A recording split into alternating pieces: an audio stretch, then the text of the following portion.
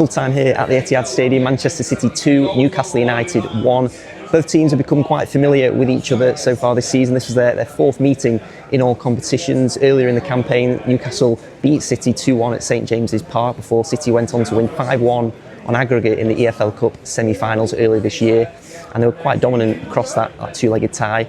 Here at the Etihad Stadium tonight, it was clear that City were up for it. They were really fired up and as motivated as ever to claim all 3 points following that midweek slip-up from Arsenal against Wolves. It was an entertaining first 45 minutes between these two sides, and it was certainly a first half that belonged to City starlet Nico O'Reilly, who scored 2 first half goals, a goal either side of Lewis Hall's deflected strike for Newcastle.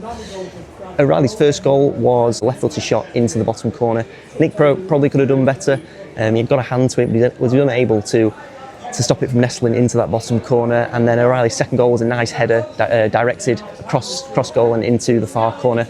Erling Haaland provided that assist for O'Reilly, and although Erling Haaland didn't get on the score sheet this evening, he was a real handful for Dan Burn throughout the contest. It was a real old-school battle between those two throughout the game. And Haaland's just proven that he can contribute to goals in different ways, not just by scoring, because tonight was his 7th Premier League assist of the season, so contributing with assists as well as goals will be really useful for the City going forward. But the night, of course, belongs to Nico O'Reilly, who was the most influential player really on the pitch this evening. He just covered so much ground, he was so impactful in both boxes.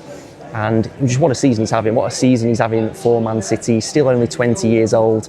Early this season he was playing a lot at left back under Guardiola, but since the return of Ryan Aït-Nouri to the side, O'Reilly's just really flourished in this midfield role now, and he's becoming a really important player for Guardiola's side. He's scored 3 goals in his last 2 games. He's showing so much of a threat in both boxes, and yeah, if he continues in this impressive vein of form, then he's becoming quite an undroppable player really for Man City. So long may it continue for O'Reilly. City looked like they could score every time they burst forward into Newcastle's half, but they were unable to increase their lead in the second half. Newcastle also posed a threat, especially in that second half, and they set up a tense and a nervy finish for City, but City held on, they dug deep, they battled well, and they made a lot of tackles, a lot of interceptions and blocks and clearances in those closing stages, especially Kuzanov, who came on in the second half, and he made a load of tackles that really got the fans going, and it was nice display from him in the second half. But in the end, City got the job done and claimed 3 valuable points in this one. Overall, they probably did deserve